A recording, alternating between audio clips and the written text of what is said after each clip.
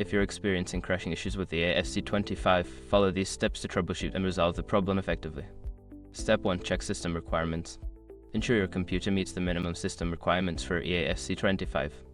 Check the game's official website for the specifications and compare them with your system's capabilities. Step 2. Update graphics drivers.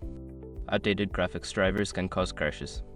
Visit the website of your graphics card manufacturer, NVIDIA, AMD, or Intel, and download the latest drivers.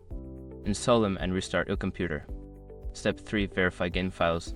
If you're using a platform like Steam or Origin, you can verify the integrity of the game files. This process checks for any missing or corrupted files and replaces them automatically. Step 4. Adjust game settings. Lowering the graphics settings in the game can help reduce crashes. Launch the game, go to Settings, and adjust the resolution, texture quality, and other graphics options to see if it stabilizes performance. Step 5. Disable background applications. Some background applications can interfere with the game.